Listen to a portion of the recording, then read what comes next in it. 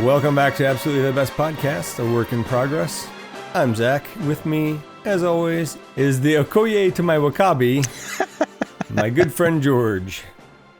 Oh, so I'm the badass. Yes. Well, I'm thinking I'm a little bit more like Wakabi in terms of the pragmatism. Oh, okay. I guess so. Okoye is also pragmatic as well. We'll get into that. She is. This is Series 1, Episode 20, and today we are talking about Black Panther from February 16th, 2018. After we discuss the movie, we'll figure out where to place it in our MCU movie ranking and our mission to figure out which one is absolutely the best. As a reminder, we assume the listener has seen the movie before, and of course there will be spoilers. And I didn't put this in my notes, but I think this is kind of another one you could just watch cold without having to see the rest of the MCU. I mean, it doesn't hurt to watch Civil War, which is currently our highest ranked movie, but any kind of backstory you need, you get at the beginning of this. So Yeah, the only part that's confusing is the stinger at the very end when yes. Yeah. So just turn it off when the credits roll. Yep. Or turn it off after the mid-credit stinger. So, do you want to start off with the movie memories, or do you want me to? I don't really have too many that I remember from this. I remember really loving it when I came out of the movie theater. I really remember just liking this movie a lot. I thought Chadwick Boseman was amazing in this. Yeah. I thought he was so effortless in having this regal presence and being a badass at the same time. Yeah, like he's great. He was great. Yeah, in Civil War, he already saw it in Civil War when he was like, I'm going to have to be the, Wakanda's protector and the king now. And like, that sucks, and I'm totally going to avenge my father. And just juggling, like, I think that gamut of emotions and stuff he was just so good at it. And he's so much better at it here. If anything, that's on my list of things that I wish I could change was just the ending, him not being around for Wakanda forever and stuff. Because I really think that you're gonna make me cry, dude. Huh? You're gonna make me cry. No, he was just so great in this movie. Like, yeah, it was a huge loss when he died. Yeah. I mean, I don't know that I watched any of his other stuff. I know he was in Jackie, and I didn't get a chance to watch that. I don't think I watched anything before this of his, but he just blew me away. Yeah. So that was what I remember like the most, and I remember looking super forward to Black Panther 2 right after this. Like, I just could not wait for Black Panther 2. So after seeing Black Panther in Civil War, I was really, really psyched for this, and so I saw it almost immediately. And what I remember about it is being kind of disappointed, actually. I thought that it was okay. I don't know. I might say this again a few times throughout. I don't know what 2018 Zach's problem was with this movie. Maybe he had a bad day. Yeah, maybe. At the time, I didn't really like Michael B. Jordan in the movie, and I hated the character of Shuri. But I'm happy to say that I quite enjoyed it on this rewatch. And I think with this movie in particular, stopping and taking notes and thinking about things and looking into them more really elevated the movie for me in this case. I understood it a lot better. So while that usually ends up bringing the movie down for me a little bit so far in this series of movies that we've covered, I think it actually helped me here. Interesting. So you ended up liking Shuri too more in this time around? Yes. Oh.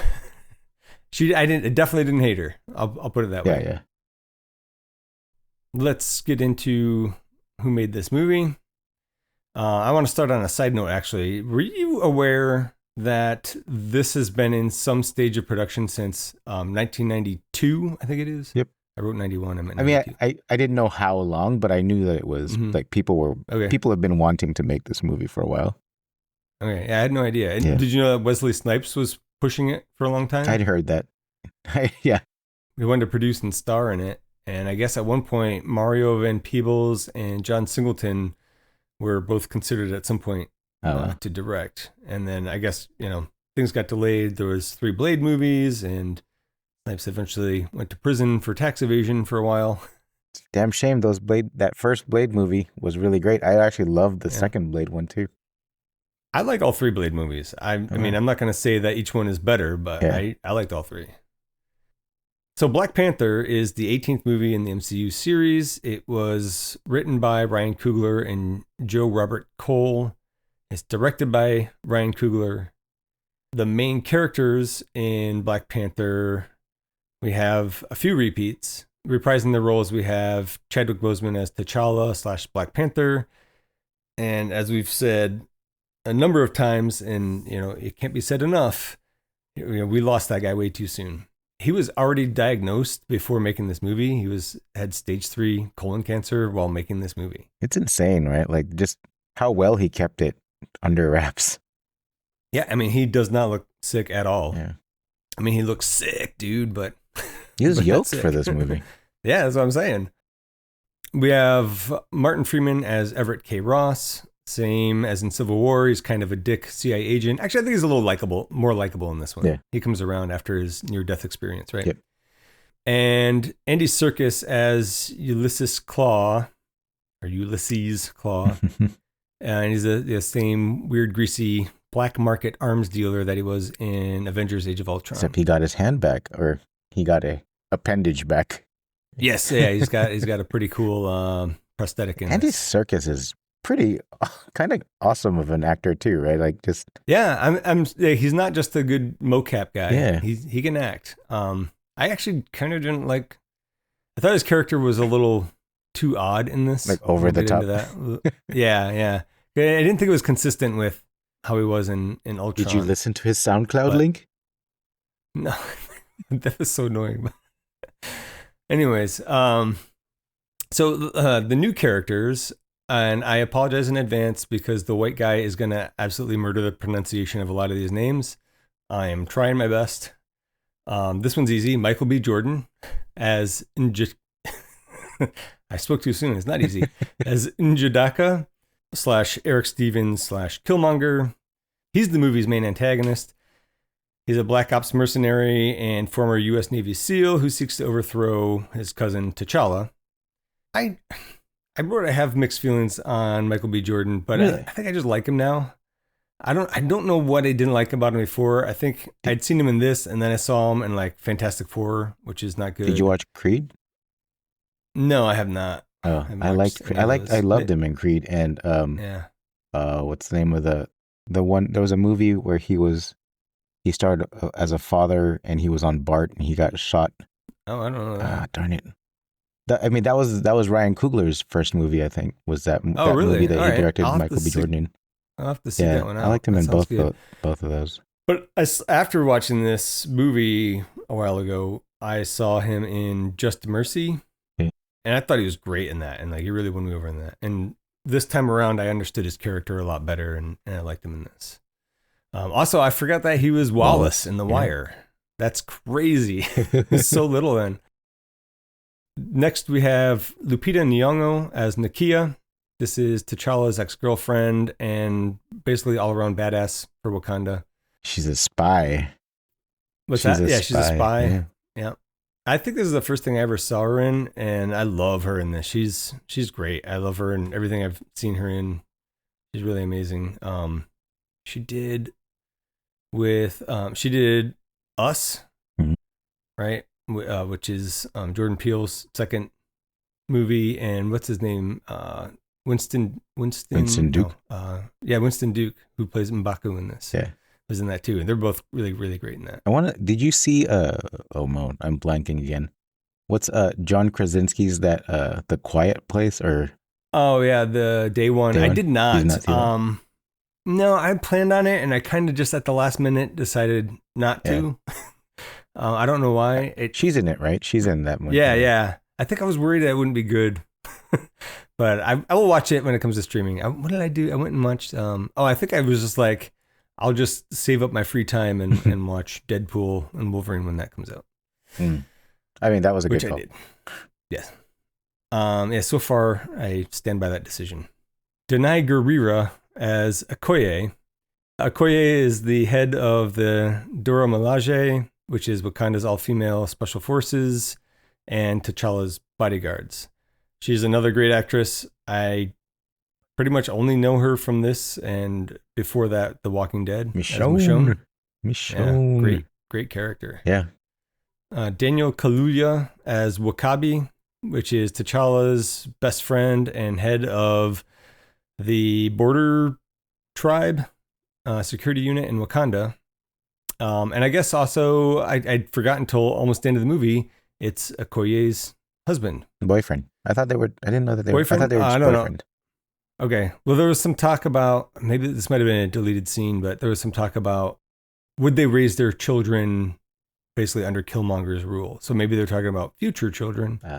But I don't know. They're together. They're banging. Yep. There's definitely some hand stuff happening at least.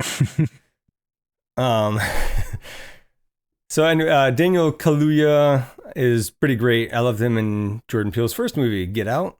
And I mean, if that's all you ever saw him in, that's all you need to know how good he is. He's been in a few other stuff, right? I can't remember though.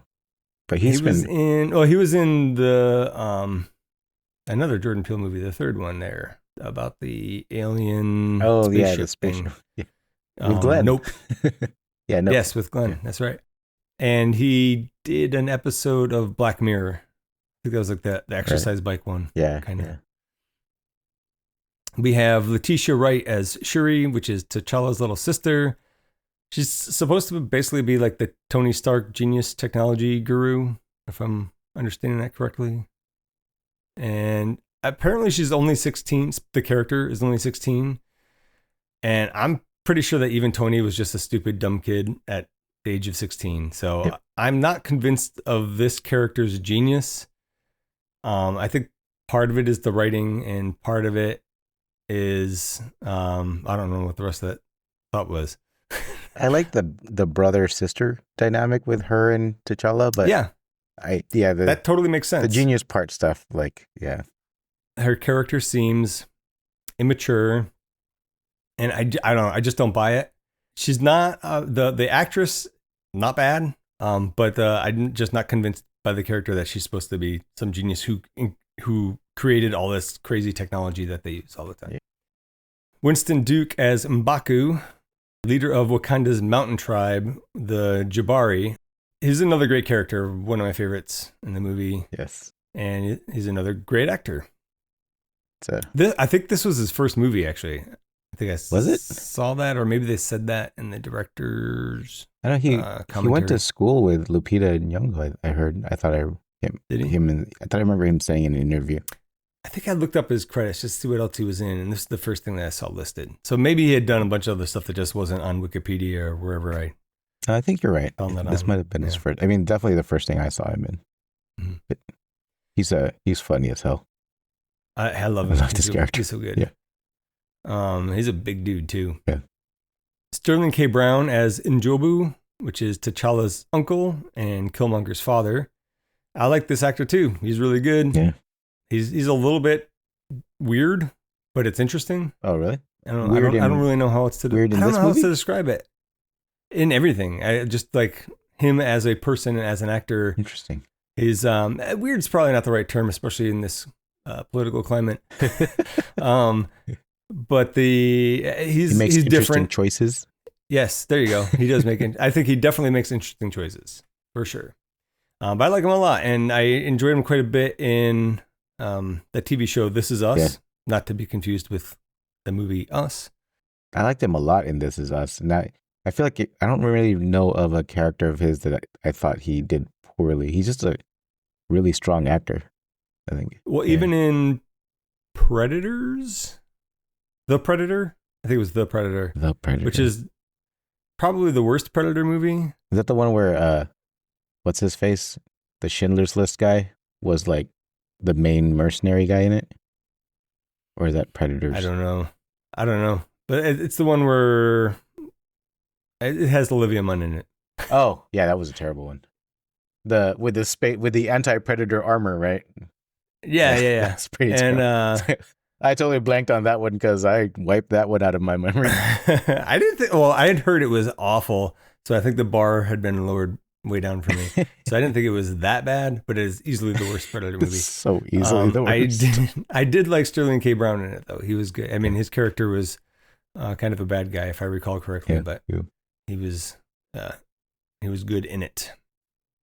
We have Angela Bassett as Ramonda, which is T'Challa's mama, T'Challa's mother and Queen of Wakanda. And I mean, Angela Bassett, she's kind of legendary. I don't know what else you need to hear. If you don't know who Angela Bassett is, look into it. She's great in everything. She's amazing. Yep. And another legend, Forrest Whitaker as Zuri. He is the keeper of the heart-shaped herb, and he's just another great actor and a great cast. Yeah. And I put this one in here because it was in the wiki. Trevor Noah as the voice of Groot. Groot. The voice of Griot. Yeah. Griot. Yeah. I did not know that was him. Jeez. Yeah, exactly. So I was like, oh, okay. And I paid attention when I was watching it again. And it's like, it doesn't really sound like him. He's doing a voice or something. Yeah. But that's the Wakandan ship AI. At least that's what it said in the Wikipedia. I could swear it was actually the lab AI, but I don't know. But, you might know Trevor Noah from The Daily Show. I'm pretty sure that this part was before he had hosted The Daily Show, but he was definitely a regular contributor and a writer and a field reporter. Yeah. Did I forget anybody? Nope. That's all. I mean, that's all the main folks. That's a lot of that's a lot of really great actresses. Yeah. And it's a well-acted movie. So let's get to the main discussion. The movie begins with a voiceover by Njobu telling the story of home to a young Killmonger. Yes, a young Killmonger, young Njidaka. And he tells about how a vibranium meteorite landed in Africa millions of years ago, and eventually 5 tribes settled in that area and called it Wakanda. They were in constant war with each other until a shaman was led by the panther goddess to the heart-shaped herb, which made him superhuman. And this was the first Black Panther, and he became the king. 4 of the tribes lived under his rule, but the Jabari tribe isolated themselves to the mountains. And the Wakandans used vibranium to develop technology more advanced than any other nation. Because the rest of the world sucks, Wakanda hid the truth about their power. So what did you think about that voiceover opening? I loved it, actually. Yeah. I think when I first listened to it, I thought it was T'Chaka talking to so did I. A young T'Challa. So did and I, then yes. I think, and that's what my notes said until I corrected it later. Yeah, it wasn't until this viewing that I was like, wait, that's Sterling K. Brown. It wasn't until I watched it with the director commentary. Oh. When he explained it, I was like, oh, okay, that makes sense. The Disney Plus version, or? I don't know if they have it on that or not. Okay. I had it on iTunes or whatever they're calling that now. Nice. But yeah, no, I love that scene. I forget what does Shuri call it? My sand tablet or sand table? Sand table? Yeah. I love that effect. That's great. Yes. Of like I love it. Animating everything. It was like it's really cool. Really similar to the Guardians of the Galaxy. I think they did it there for a little bit or something, but I liked it so much better. Oh, we talked about it in Guardians of the Galaxy when they did the when Ego was telling basically his history, and they had like those weird but cool looking sculptures, and I guess they had played with a lot of different ideas, and one of them was a sand sculpture thing. Yeah. And I think that's when we started talking about this. This looks so much cooler. And I think it's really cool for sure. The size of that vibranium meteorite had to have been gigantic for them to have been mining it this whole time. Oh yeah, I was thinking the same thing. And so is that supposed to be like the meteor that wiped out the dinosaurs? Maybe. I mean, it said millions of years ago. But if it was the one that wiped out the dinosaurs, then wouldn't everybody have traced it to them too? Or I don't know. Oh yeah. So maybe it was way later. Maybe. But yeah, no, I love this entry. It just seemed like it was going to be something pretty special, like from the story and everything. I just liked it was a great entry. Yeah. I like this opening. It's a lot of exposition, but I think it helps to keep the runtime down. And it has a lot of cool visuals to go along. But it also kind of fit the relationship theme of like father and son in that just kind of recurring in this movie too. which I also liked. Like right off the bat, that tone was like there. Yeah, I agree. when I was watching it, I was making some notes, and they said like the 5 tribes settled there, and I was like, without warring, and it's like they were in constant war. What else did I have about this? Oh, here's something that kind of bothers me. So they say that they use the vibranium to develop technology more advanced than any other nation. I'm not sure why having the strongest metal makes you able to create the most advanced technology. Like it doesn't, like strong and advanced aren't the same thing. But didn't it also provide energy? Like wasn't it also a source of energy on top of that? Maybe. I don't like it. Yeah, I'm totally stretching. I'm totally stretching. I know.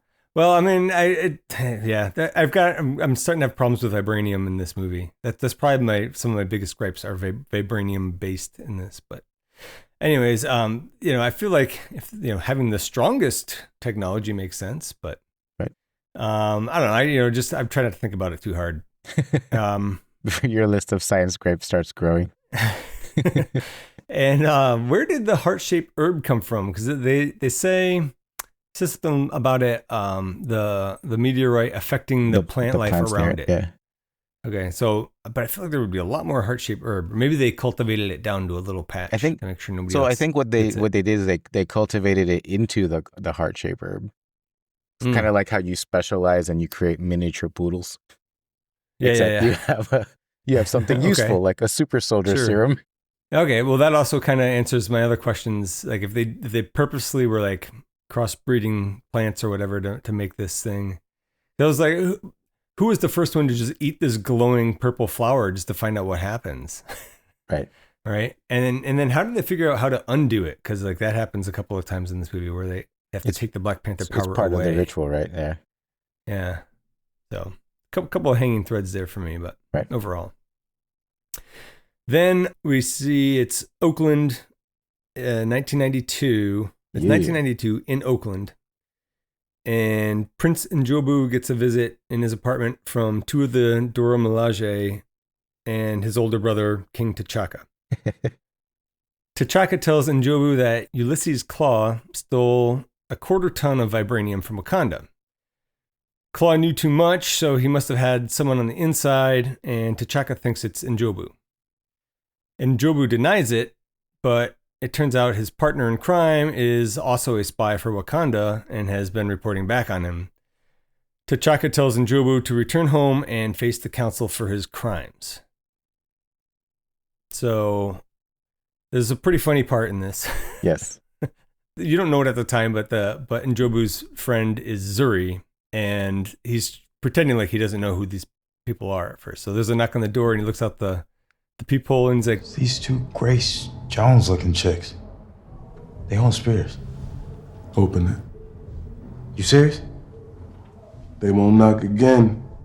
Which made me laugh, because if you don't know, if you haven't watched it for whatever reason, the Dora Milaje are bald women. But I thought it was like, it didn't really occur to me till maybe this watch even that he knows exactly who they are, but he's pretending that he doesn't. So it was a good fake out. Also, I don't think a lot of people now know who Grace Jones was, but back in those days, she was really popular. Oh, yeah. I suppose at some point that joke's not going to land. Yeah. I like the choice of the actor for T'Chaka in that scene. He looks enough like Chadwick Boseman like that he could be his dad. Yeah. The guy that's playing King T'Chaka, that's the son of the Civil War guy, isn't it? Like the actual actor. The son of the Civil War guy. King T'Chaka in Civil War. It's his son? I think it's actually his son. Yeah. Oh, that's funny. I need to double check that, but I feel like it is actually his son. We can fix it in post. Right. George is correct. There was one thing in the director commentary here that I hadn't picked up on, but they use some color for what's the word I'm looking? Symbolism. Mm-hmm. So he says that the color for colonization is blue. And so Njobu is wearing a blue shirt, and the room is like a greenish blue. And so anything that's been colonized has a little bit more of a blue tinge shade to it. Oh, interesting. Which I thought was interesting. Unfortunately, I didn't pay that close attention in the rest of the movie for that. He does mention it a few times throughout, but No, it's awesome that there is like a ton of like symbolism buried everywhere you look in here. yes. But yeah, that's part of I think like the beauty of the movie in general is that it's actually a really well shot and beautiful movie. It's a really, really beautiful movie. That's one of my summary notes. Yeah. It's like how good it looks. You were gonna but I like, go ahead. I was gonna say you were mentioning blue and I thought you were gonna mention one of the things actually that got on my nerves. What's that? I thought you were gonna say something about the blue lip, the tattoo. Oh, the inside, glowing the glowing tattoo. Yeah. Because it looks like somebody's shining a black light onto it. Yes. And so I'm wondering, like, how is that? I mean, that's probably how they did it. Yeah. How do you then, like, it should be kind of obvious whenever if it's glowing, then it feels like it should be obvious to anybody that you're like Wakandan. Like if, but yeah, or like if you're like, it's in a dimly lit room and you smile, it's like, why are your bottom teeth lit up, dude? Right. So I think that like that whole glowing tattoo thing, or like it being a tattoo that you just shine a black light on and it glows.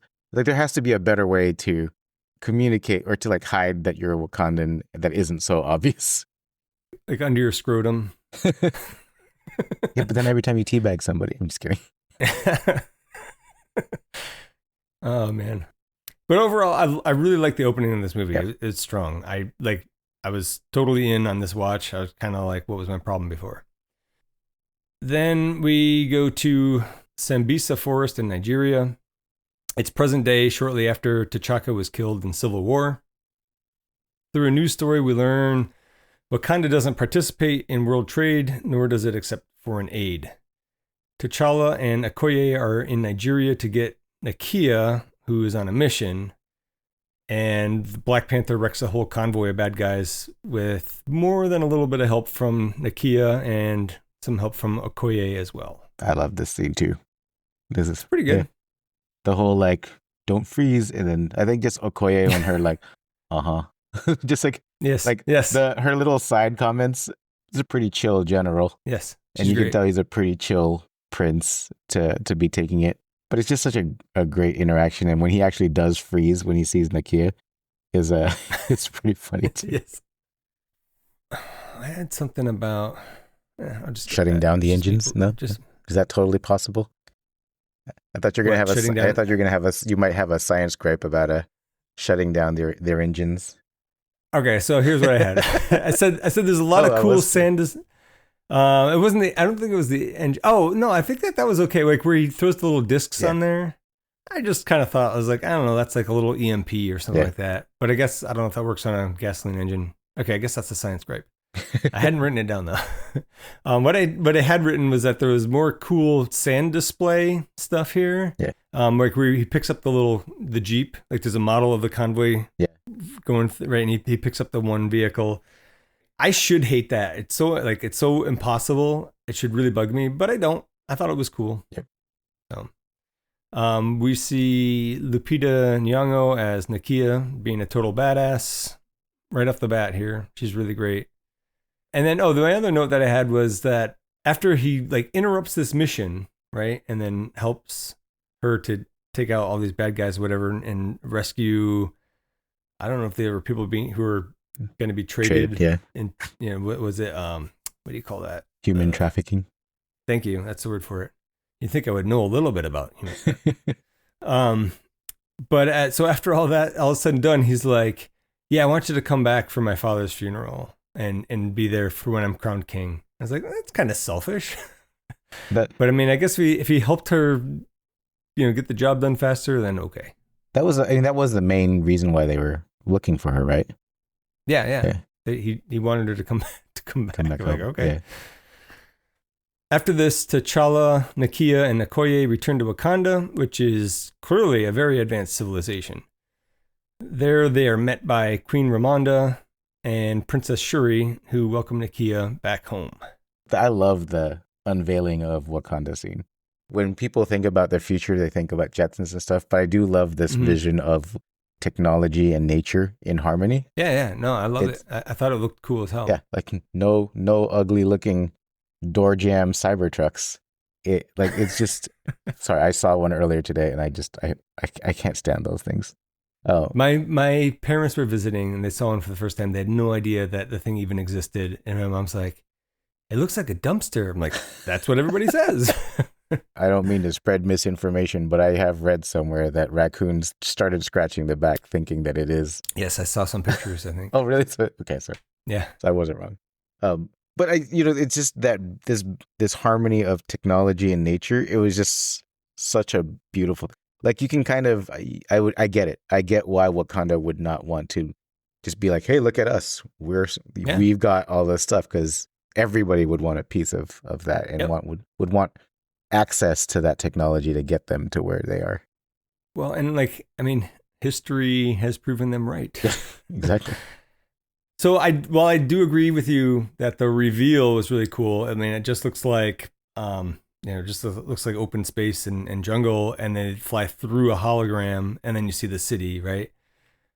Awesome. Science grade. But I did not, huh? Science grade. Is that? No, not science grade. I just didn't like that T'Challa, right before it happens, he's like, this never gets old. And I didn't need you to tip me off that something cool was about to happen. It was unnecessary. And then we also meet Shuri here, and I just don't like her that much. Again, didn't hate her this time around, but something about the character I just don't like. I can't really put my finger on it. It's funny because I enjoyed Shuri with T'Challa. I gotta say, I found her super annoying in Wakanda Forever in part 2. Yes. And I think, I don't know if it's because maybe that'll be better on rewatch. Yeah. Maybe I hope it's gonna be for for that movie's sake. I hope it's better on rewatch. But I feel like Chadwick Boseman's presence was just so sorely missed in Wakanda Forever, and that brother-sister dynamic was so sorely missed that she just, as a character, she just doesn't stand very well on her own, or at least the way she's written or something. I don't know what it is. Yeah, she just comes off as super bratty without T'Challa around. Yeah. I agree with that. Yeah. In London, England, Eric Stevens, aka Killmonger, steals a Wakandan artifact made of vibranium from a museum with the help of Claw and some other guy who I never really figured out who that was, and his girlfriend. A red shirt. Killmonger's girlfriend. What's that? A red shirt. Doesn't get killed at some point. Yes, pretty much. Also, Eric Stevens is like the whitest name I've ever heard. I mean, he's not wrong to steal it from the museum. It doesn't belong to them. Yeah. Right? I really like this scene, though. It was cool. He was very confident and threatening without really making any kind of threats. He's just like talking to this lady, and she slowly catches on to what's happening. That was a really good scene. Yeah. Don't trip. I'm going to take it off your hands for you. I know you weren't a big fan of Claw's, but he's good in this scene. I did like when Claw was like, shot everybody, and he goes, hey, you. Yes. Yeah. How about you can go ahead. Just don't tell anybody. Yeah. He let him run. I thought that scene was pretty funny. Yeah. So he lets the one guy start to run, and then he kills him. And Eric's like, what'd you do that for? And he's like, it makes us look like amateurs. That's smart. Right. So Claw is really smart here. And then he's a fucking idiot. Like the next scene that he's in, I don't get it. I think I actually wrote the same thing, like that he's diabolically clever here. Yeah. Yeah, and this was when in my notes I had said, like, what was my problem before? I don't know. Like, this is a good movie.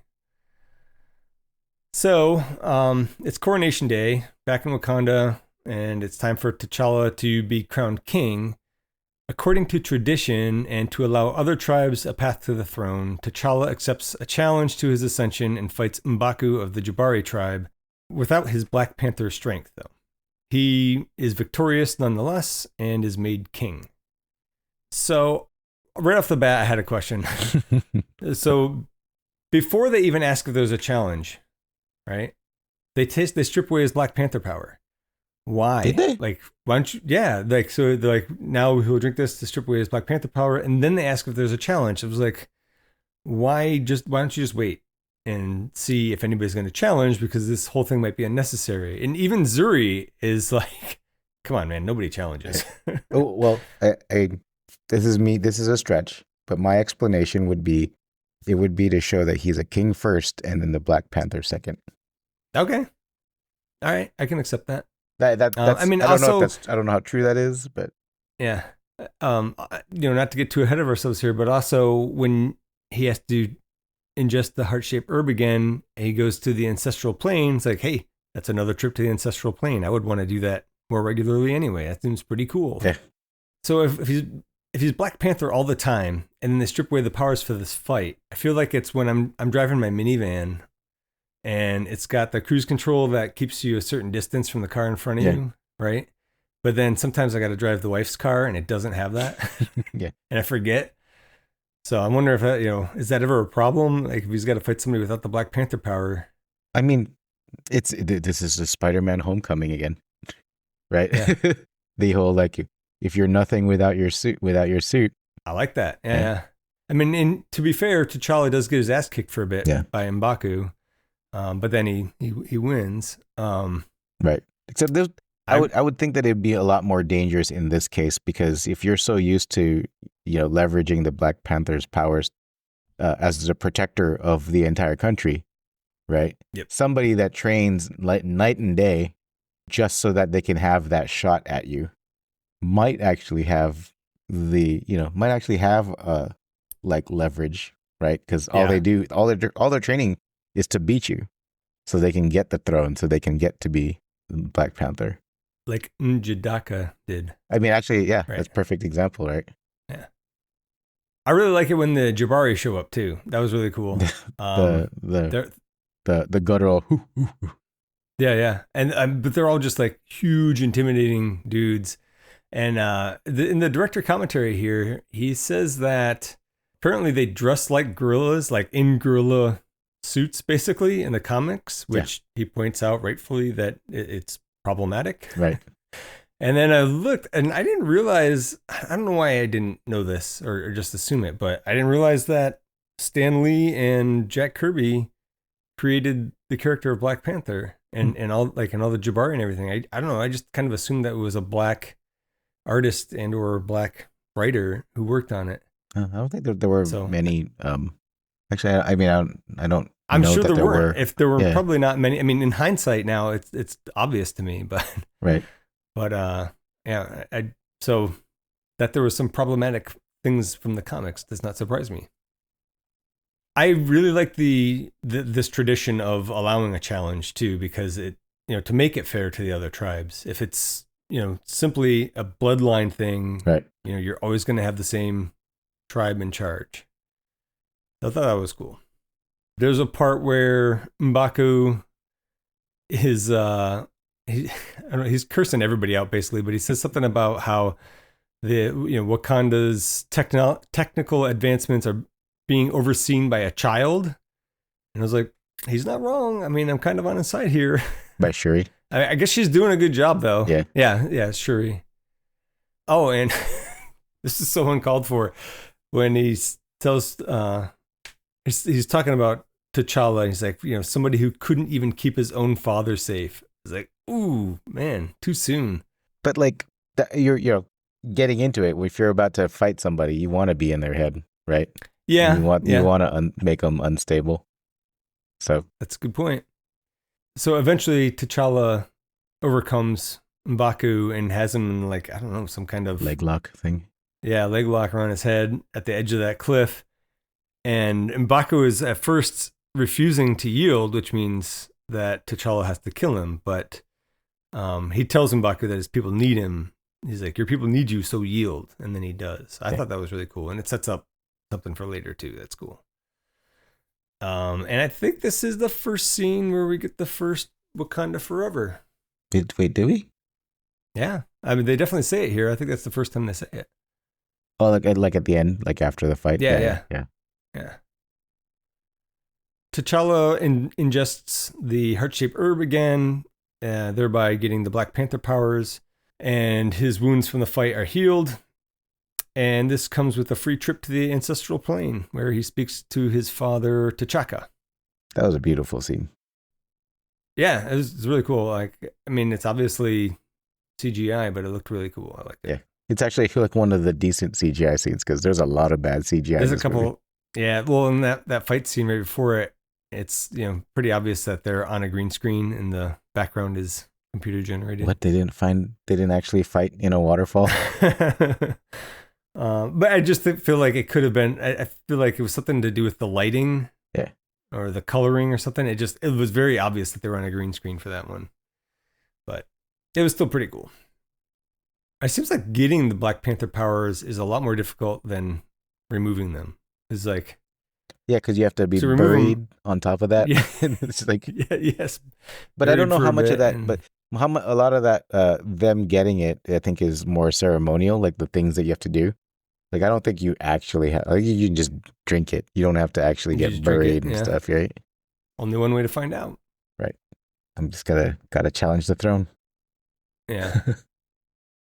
I like to think that the ancestral plane is just kind of a trip, like an acid trip kind of thing. And you see and hear what your mind wants you to see and hear. And they even plant the thought in T'Challa's head where Zuri says, T'Chaka, we call on you for your son, as they're burying T'Challa, right? So I'm curious if that holds up in the sequel as well, because there's definitely one ancestral plane trip there. Yeah, I don't know. I was actually thinking, I wonder if there's a relation to the Soul Stone plane, that plane in the Soul Stone. Oh, that's interesting. Because it's all the same hues, right? As it is over here. It's very similar. Yeah. That's a good point. I like that. T'Challa and Nakia walk through the streets of Wakanda. He wants her to stay. She wants him to let Wakanda provide aid to other countries. Then they visit Wakabi on a rhino farm, I guess.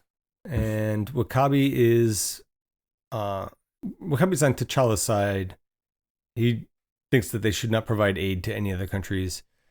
And there's a line in there about, they don't want to bring other countries' problems to Wakanda. What did you think about that whole immigration conversation?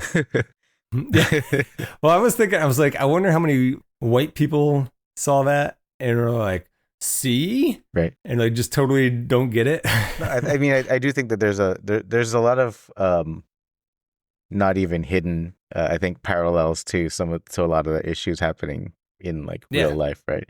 Yes. And they don't have, and none of them have easy answers and stuff. So I do like how this movie tries to thread both, but then like ends up naturally siding with what I think is the smarter path forward anyway, which is build bridges. Yes. Yeah. I mean, he literally says that, right? He literally says build bridges, not walls. Yeah. Yeah. I like the little bit of flirting between T'Challa and Nakia in this. Yes. Where he tells her she's too stubborn to be a queen, and she says she'd be a great queen because she's stubborn, and then immediately follows that up with, if I wanted to be a queen. Did we mention that they're ex-lovers? Yeah, I was gonna say, like, maybe it's because they're ex-boyfriends, or exes.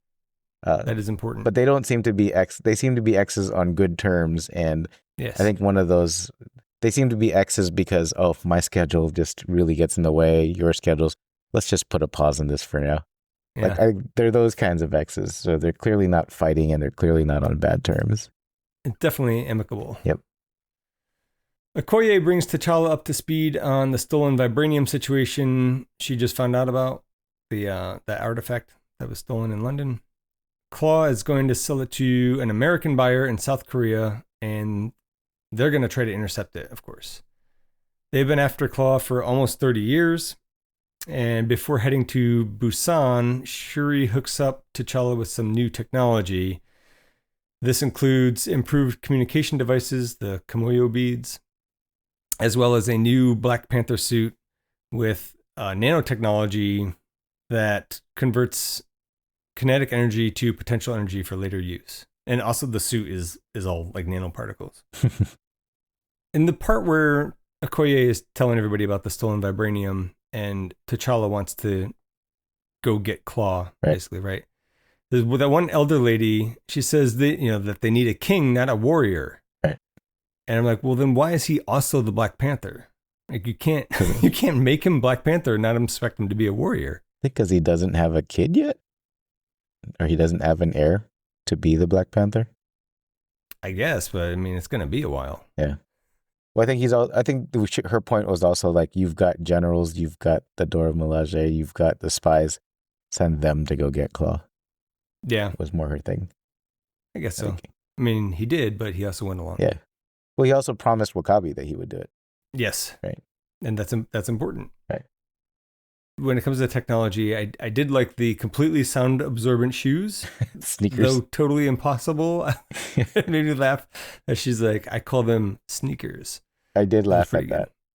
Yes. I still laugh at that every time I watch this. And when she says that line, I still laugh at it. It's clever. Yeah.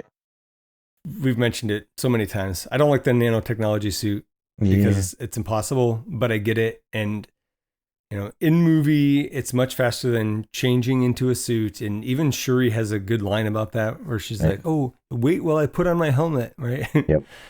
So I can accept it and move on. I'm going to complain about it for a little bit every time, though. I'm there with you. I like the look of the Black Panther suit, and sometimes it looks great, but the transforming effect when it's coming on just doesn't look great. And from some angles you can clearly see it's super CGI, or like it's all CGI, right? And so I didn't look into it. I wonder, because I know in Civil War he was wearing an actual suit, right? And then they just kind of touched it up with CGI, I think. Yeah, that's why it looked so good in Civil War to me. Yeah, I don't know if it was just the pajamas in this one, and it was all CGI or not. I didn't look into that. I should have. Yeah. Also, like, I know that in the later fight scene when Killmonger activates his suit, the whatever he's wearing basically burns off or flakes off or something. But T'Challa's clothes don't do when his activates. It does. It does? It does in the chase in Busan. Because that was going to be a gripe. Right. So he's wearing a suit. Right. Like a nice suit like you would wear if you're going to go out to a casino like they do, right? But he's got his necklace on. He activates the Black Panther suit, and I was like, come on, it goes on over his suit. Like, that's going to be so restricting. He's not going to like look all buff and stuff. He's going to look lumpy and weird. But then I rewound it. I watched, and you see all these little bits of clothing come flying off, and it's at the very least, it's the jacket. Right. That's the bulkiest part that's coming off. So I appreciated that. I like that. That worked for me. I like Tony Stark's version better. Because isn't his just clothes that transform? I know in Infinity War, he's got like the track suit. Yeah. And then the whole tracksuit is basically clothes. Because like his glasses are actually nanobots too in Infinity War. Yeah. I don't remember that. That's he takes them off and then it merges into his hand. Oh, nice. In Infinity War. Keep an eye out for that. Yeah. So that's what I like about the Tony Stark and the Spider-Man suit is that it actually, his clothes are actually, there's like, it's a mode. It's like regular clothes mode kind of thing. Maybe. But that would make sense. Anyway. Yeah, why not? Okay, yeah. Even if that's not the case, why not? Because, if you just have like if the Black Panther suit's all nanotechnology, right? Why not just have it look like regular clothes? Right. And that's my point. That's fucking brilliant, dude. Like versus like show up naked and go like, oh shoot, I forgot. Yeah. Huh. There's nothing under this. I'm a little disappointed I hadn't thought of that already. That's interesting. Is this knocking it down for you? No, I don't think so. Not really. I mean, I hadn't thought of it until you said it. Well, I still didn't think of it. You said it. You thought of it. That's why I don't like invisible powers. It's like you're either you're either invisible or you're naked. Yes. Well, isn't that covered in the first season of The Boys? Right. Yeah. So I had a physics gripe here when she tells him to hit the suit, right? Because she's trying to show how it can store the energy or whatever. Right. Solid number 2 round kick to the suit and the dummy, but it goes flying straight back and it should have gone off to the side. Oh, and he kicked it, yeah. I watched that like a bunch of times. I just kept rewinding and I was like, is it just the angle? But no, it's not. It was just bad setup, I guess. Even worse though, she has him kick it again in the same spot after explaining how the nanotechnology stores the kinetic energy, et cetera, et cetera. When he kicks it, the suit releases the stored energy and it knocks him back. Right. But it's like this lightweight suit on a lightweight dummy that is not bolted to the floor because he just kicked it across the room. Right. And so it should have gone flying back too. Right. And it just stands there solid. Also, that return blast was way stronger than the energy that went into the suit to begin with. That's another good point. Was a gripe I've always had with the like in actual battle, like in Infinity War, it makes sense because like all those Chitauri were clawing at him and stuff, right? Right. But like that one kick, it didn't make sense for me. Yeah, that's a good point. I was so hung up on the other details. And why is Shuri so pissy that he hit it hard? She's like, not that hard, right? Which was not even that hard. I think mostly because when she had to go fetch it. Yeah. And then what if there was stuff behind it? It would have like broken something. Yeah, but I mean, she's telling a warrior with super strength to hit something, and she's gonna expect him to go out like 10%. Right. Like, I don't know, a little unreasonable. T'Challa, Okoye, and Nakia go to Busan to intercept the vibranium sale, and we get a lot of James Bond shit happening there. Everett Ross is there as the buyer, and he's not happy to see T'Challa. Ross gets in over his head. Things go sideways, and there's a big fight followed by a big chase. And in the end, Claw is captured and brought to a holding area in Busan. I don't know if you heard this, but did you hear any rumblings about how Koreans were super impressed with Lupita's Korean? No, they were like, to be honest, I didn't even. Oh, she's talking to the lady outside. The lady outside, before they go in? And people were saying like her Korean was better than the lady's Korean. The Korean lady that she was talking, people were like, that's funny. Her Korean was just amazing. I didn't hear that. That's funny. So this is one of the scenes I remembered not really liking. Really? When I first saw it, and a lot of people compared it to James Bond, like to a James Bond movie, and I don't love those movies. They're fine, but I don't know. I don't remember. I don't think I've seen the last one. Probably nothing before that either. But on rewatch, this is a great scene. Yeah. It's, there's interesting conversation happening and setup happening in the casino, and then it's a pretty great chase and fight. Yeah, I thought Okoye was like the best part of this whole scene. Yes, I love it when she was like fighting those dudes with her spear. Yeah. That kind of kicks off the whole thing. And she was awesome. Throwing off her wig because she was like, finally I get to get rid of this fucking thing. She throws it in one guy's face, right? Yeah. But this is where Claw is just acting like an idiot. I don't know, maybe he did a bunch of blow before going in or something like that. But I hate it when he blows up, I don't know, something that has a bunch of money in it. He's like, I made it rain. That was awesome. Yeah. It's so annoying. You didn't like the part about him pulling the vibranium out of his pants? That was funny. That was pretty good. He pulls it out of his zipper and slams it down, and then and on it says fragile. It's just like written in the marker. That whole part was actually really funny. Yeah. I got to give him credit for that. I thought the remote piloting of the Shuri's got the her sand table, whatever, that she can remote pilot a car. Not just any car, a Lexus. In case you're looking to sponsor us, Lexus. And Black Panther's riding on top of it. That whole thing, that was pretty cool. Yeah, I love that sand table. The sand table, like it morphs depending on the controls that it needs for that particular thing. That's really cool. This is where I thought I was going to have a gripe about the suit going over the suit. Oh, but you can see these clothes getting shredded off. We immediately get follow through on that on the suit being able to store the energy. Mm-hmm. He gets shot at a bunch. Then he wrecks that car. See the suit kind of turning purple along the lines, and then he just uses it to wreck one of the cars that Claw's guy is driving. I laugh every time I see it when Claw shoots the car that Okoye and Nakia are in and just like wrecks the car, just kind of like falls apart. Yeah. I don't know why it's so funny, but Nakia's driving and she's still sitting in the seat and holding the steering wheel as it like skids to a stop. That's always great. Funny to me too. Yeah.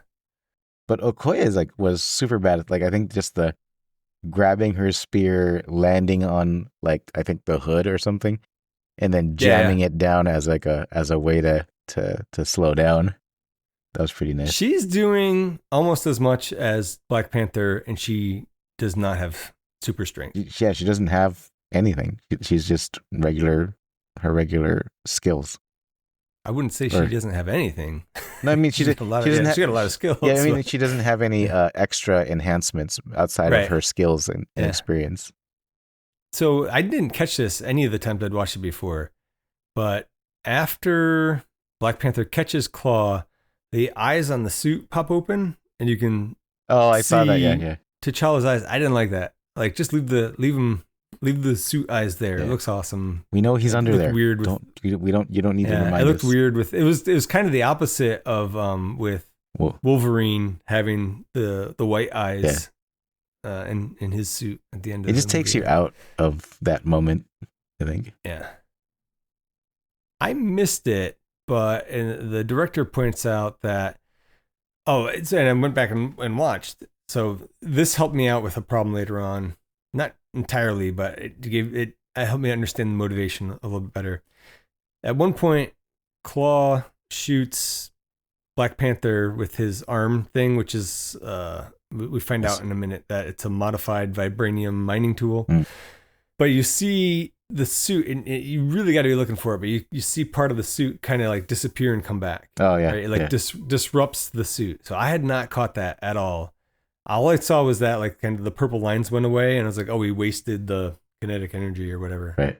Potential energy. That was a gripe I was trying to avoid. She says it stores kinetic energy. And I'm like, oh, you mean potential energy? Because if it's stored, it's potential. Anyways, got that off my chest. So Ross questions Claw, who tells him about how Wakanda is sitting on the world supply of vibranium and is a very technologically advanced civilization. Killmonger and his crew show up. They blow a hole in the wall and rescue Claw. And in the commotion, Ross is shot in the spine, taking the bullet for Nakia. She was about to get shot, and he jumps in front of it. That was cool of him. Yeah, totally cool of him. I like before Ross goes into... I know what you're talking about.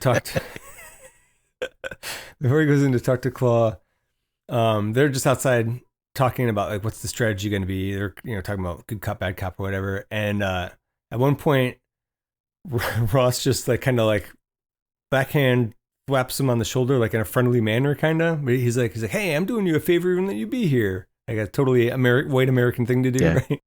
And like just the look T'Challa gives him when he does that is great. It's just like I can't even think of the right word for it, but just yes, that's the right word for it. And then Okoye is like ready to murder him. Okoye's look, I was gonna say, is even better. Yes, it's not outrage. It's like you, I can't believe like what? Right. Yeah. I guess duff, as you said. It's really cool when Black Panther jumps on the grenade, absorbs that, right? Yep. But I feel like this is where I see a flaw in the technology. He really needs better control over when he can release the stored energy, because it seems like it builds up to a certain point, right? And then on the next hit, boom, it gets released, right? Because I guess Eric shoots at him and it hits him, and the suit releases all that energy. Yeah, I mean, it'd be good if it was like, I don't know, Bishop from X-Men, where he collects it and then he just like shoots it off as a concussive blast through his hand or something. Yeah, right? Like I feel like that could be an upgrade that Shuri could provide. Yeah. And then I had just a general gripe here. Why are kimoyo beads whatever you need them to be? Like, it's a communication device, it's a tracker. And in this case, they use one to stabilize Ross's injury. They shove one of these beads in the bullet hole in his back. Like, that was dumb. You have no idea where those kimoyo beads were. Yes, they could be very different beads. Right? Oh man, that's one more use for them. What was I gonna say? They could have just had any one of them could have pulled something else out of the pocket and been like, this will stabilize them. You don't have to give it a name, whatever. Right. They could have like just make up something else. Wait, if you pull the kimoyo beads, if you pull one, then how do the others stay connected? If like, it's not like do they stretch to, I don't know. Make up for the missing one? I don't know. I think it's just like those the candy bracelets, right? that it's just elastic underneath. You eat one of the candy pieces off, the other ones are still attached. Yeah, right? I guess so. So Ross is transported back to Wakanda for medical attention. W'Kabi is disappointed that Claw evaded their capture. And elsewhere, Killmonger is not too happy that Claw's highest bidder was the CIA, so it's goodnight Claw. But before killing him, Killmonger reveals to Claw that he is of Wakandan descent. Well, was that why he killed Claw? I was never clear on, like, I thought he killed Claw because he wanted to go to Wakanda and Killmonger didn't want, or not Killmonger, Claw didn't want to take him. That is really why. Yeah. We find that out later. And then my question is, why didn't he just do that at the beginning of the movie when he was with Claw then? Like, right. But whatever, cool stuff happened. So it's all right. Okoye is cold-blooded here when they bring Ross back to the lab in Wakanda to be saved. And she's just like, it was his choice to save Nakia. Why do we have to save him? Like, oh my God. Okoye is very much the close the borders type. Yes, very much. Yeah. Killmonger is even more cold-blooded though, because he kills his own girlfriend to get to Claw. Because like Claw takes his girlfriend hostage. He's like, whatever, and he kills them both. Yep. Oh, there was one part here when W'Kabi is coming in and T'Challa goes to kind of intercept them, right? He's still in the Black Panther suit, minus the helmet part of it. He's like running up the ramp, and his shoes are making a lot of noise. Did she not give him the sneakers? Was this a deleted scene? Because I don't remember this. No, it's a pretty minor detail. Oh, okay. So it's when he goes up and he talks to W'Kabi, and W'Kabi's like, he's like super pissed that Claw got away. Yeah. Right. So like when he's walking up the ramp to get to W'Kabi, his shoes are making a ton of noise. Yeah, I guess. And I'm like, was that like an oversight by the Foley artist? Like, probably. Were his shoes not supposed to make noise, or did she not give him the sneakers? No, he had the sneak. Well, actually, I don't know. Like, why? Right? Why would she? Why would you show them and then not? But you can't have it because like it's not in the teeth. Oh, that's well. Right? No, but he's got to be wearing something when he's running around in general, right? I guess because the suit can't go over the shoes. Right. So I don't know. Yeah. All these questions, man. This movie's garbage. This was my top 3, but not anymore. T'Challa goes and speaks with Zuri about his uncle Njobu. Zuri tells him about the beginning of the movie, adding in that Njobu had a child with an American woman, and he had pleaded with T'Chaka for Wakanda to use vibranium weapons to conquer the world, but to rule over it the right way. Quote unquote, the right way. Njobu was the one who helped Claw steal the vibranium. T'Chaka had to kill his own brother when Njobu tried to kill Zuri, and then T'Chaka swore Zuri to secrecy, saying, "Speak nothing of this." And then we also find out that Njobu's child was left behind. Yep. I thought Forrest Whitaker was super good in this scene. I mean, that's why they hired him, right? No. I keep hearing his voice going, Borgullet. From, more what? From Star Rogue Wars. One? Yeah, Rogue One. Yes, but he's really good in that. Yeah. I mean, he's weird as hell, but really good in that. I've actually been watching Ghost Dog. I've never seen it before. I heard that was. I haven't just like seen watching it here and there as I have time, but so far so good. Yeah, that's the one where he's like a samurai. Like he lives like by a the samurai code. hitman. Yeah. I had a question here. There's some flashbacks, and they show that. I don't know if they show it here or if it later, but this is where I had a question. When did the little boy Eric, little boy Killmonger, when did he get the tattoo on his lip? Or is it a genetic thing? Is it just there when you're born? Because they don't explain that. Yeah, they don't explain it. And I'm just curious because so later when he does the ancestral plane thing and he sees his dad, Njobu says that he gave him a key so that he might see his homeland someday. And then the kid pulls down his lip and you see the glowing tattoo, right? I guess that's when you find out. Right. So, but I don't know, like by gave, does he mean like, in a genetic gift, or did he take him like to some tattoo artist? And He had to have taken him somewhere to get it, I feel like. Well, not if he was born with it, is what I'm saying. Like, is that what? What does he mean by gave? But you can't be born with it. All right, so like, I gave my kids ADHD. Right. I mean, I think he went somewhere and then paid to have that tattoo in there. But like, anyone can tattoo. Would anyone be able to just tattoo their lower lip like that? I suppose you need whatever it is whatever ink that is. I strongly suspect it's like vibranium, raw vibranium. Right. But then that means somebody else knows that Njobu had a son. Right? Yeah. Unless they killed him right after that too. So maybe. So there's a lot of plot holes in who knows that Njobu that Killmonger existed. In the movie's defense, this would be a very long movie if we tried to follow explain all these things. All these threads, yeah. Yeah, so maybe I just need to shut up for a minute. Killmonger arrives in the outskirts of Wakanda with a gift for W'Kabi, Claw's dead body. Meanwhile, Ross's injuries have healed. They healed overnight. Yes, I remember that was the previous episode of this podcast. That was a trivia question. It was so close. I could have had it. Yep. Ross inquires about the vibranium mining system, and Shuri tells him about the sonic stabilizers that temporarily deactivate the vibranium in its raw form so it can be safely transported at high speeds. I hate all that. Okoye interrupts to let them know about Killmonger arriving. So this is what I was saying before, like, why, if Claw's dead body was enough to get him into Wakanda, right? Why didn't Killmonger just do that sooner? Or why didn't he just walk up to it with his tattoo? Well, I think that helps, but I think W'Kabi really wanted Claw dead. He was super disappointed that they had not caught him. Right? It's been 30 years, so I think that's a much bigger deal than like, oh, how about that? You happen to be somehow related to me, or you're of a Wakandan tribe. Right. I think the body carried a little more weight there. I had to laugh when Shuri calls Ross a colonizer. All right, where am I? Don't scare me like that, colonizer. That's one of the funnier lines in the movie too. Yes.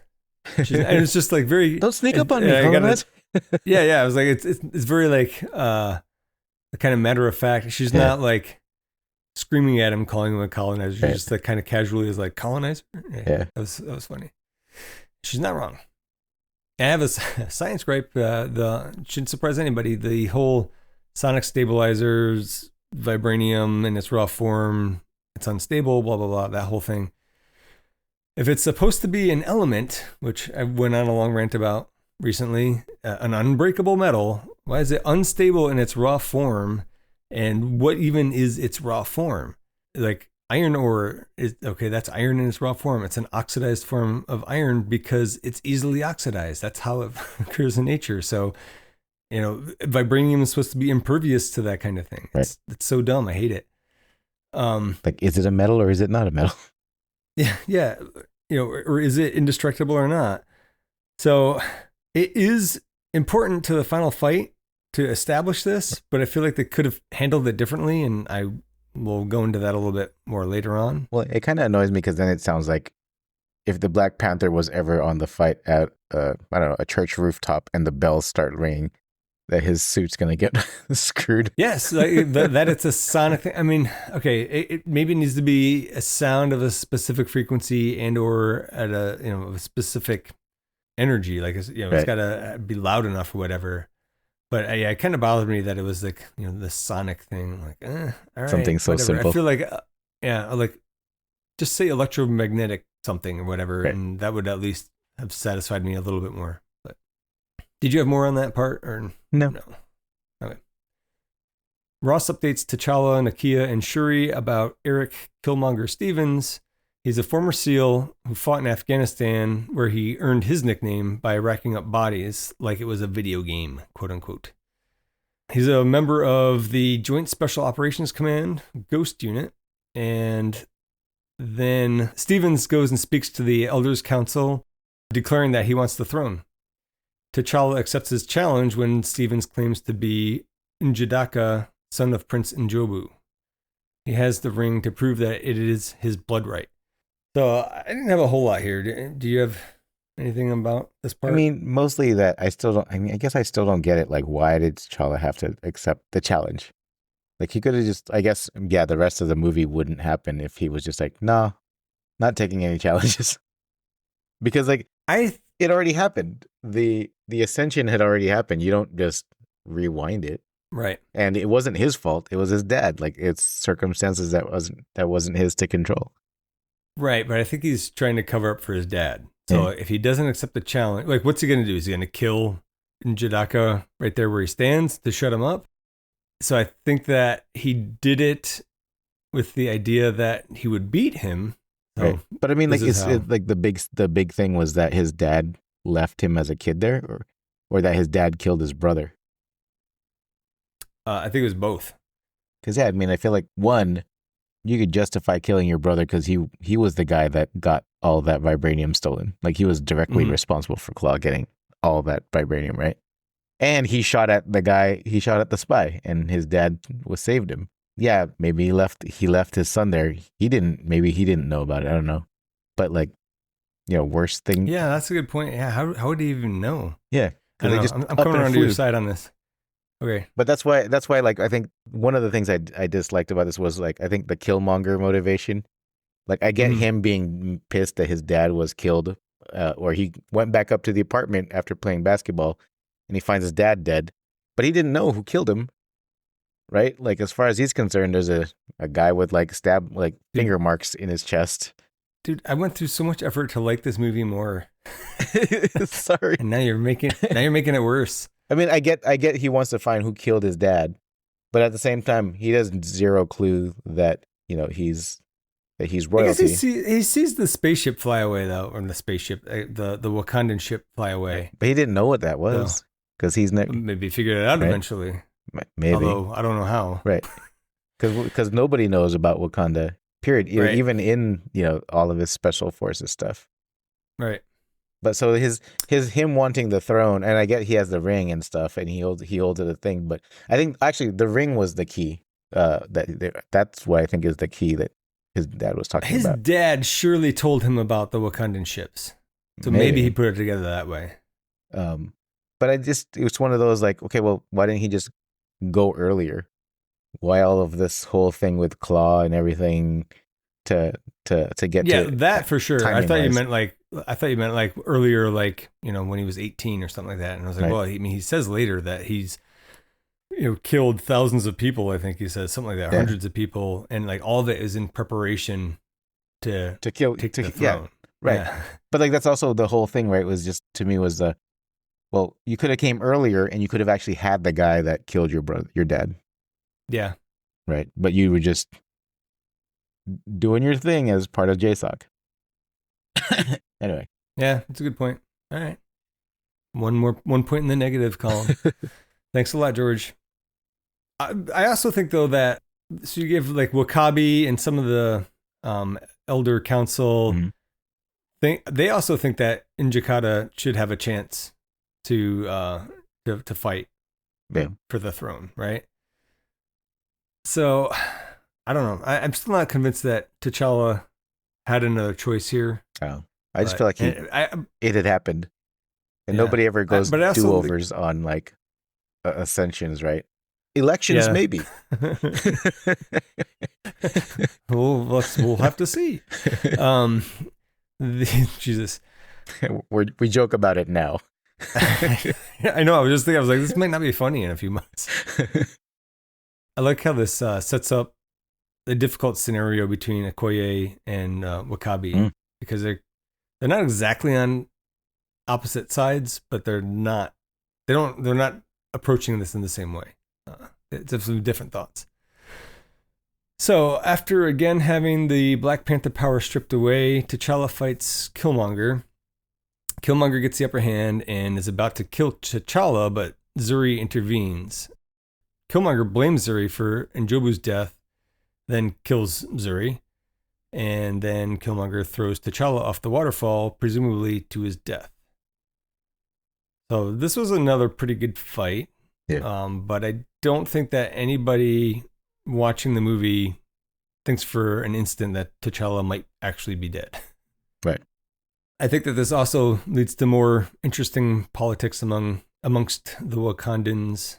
Not only does Okoye's husband have a different fundamental belief about Killmonger's right to the throne, but now she's sworn by duty to serve Killmonger, which is a pretty difficult situation to be in. Yeah. I love that whole dynamic. I do love it. It's like, great. It's complex, right? Like, because Nakia is coming at her and saying, like, help me save my country. And she's like, you're a spy. Like, you have zero loyalty to anybody. Like, my duty is to the throne, right? Like, whoever's sitting on that throne is who my duty is to. And she's just like, oh, there was that whole interchange between the two of them was really great. It's great. It's like, it's intense. Yeah. I mean, it was really well acted. Yep. I think that's what I had next for what happens. Yeah. Okoye is compelled by her sworn duty to serve Njidaka and refuses to help Nakia overthrow the new king. She's loyal to the throne no matter who sits upon it. She says something along those lines. Killmonger takes a little trip to the ancestral plane, which is, it's interesting because it's just the inside of that Oakland apartment. So he ingests some of the heart-shaped herb and does the ancestral plane bit, and he speaks to his father back in the Oakland apartment. And upon waking, he burns the rest of the heart-shaped herb plants, which is, going to draw another analogy to real life here. That is some Trumpy shit to do right there. There will be no more elections. Exactly. What's the one way to make sure that nobody comes in and challenges you? I also think, though, that similar to T'Challa is probably not dead, I think a lot of people are like, that's probably not the last of the heart-shaped herb. Right. And when Nakia was sneaking, I was like, why don't you grab, like, I don't know, 4? Yeah, grab more than one. Yeah. You see them setting it on fire. You heard him say, set the shit on fire. Maybe you should be like, I need to get a little bit more than 1. I guess she didn't want to get caught, though. Yeah. So I guess 1 is better than none. Killmonger tells the Elder Council and his servants his plan, which is basically what his dad wanted. Take over the world with vibranium weapons and rule it. I don't know if he wanted to rule it the right way, quote unquote, but probably not. Well, his dad's plan was for King T'Chaka to rule it, right?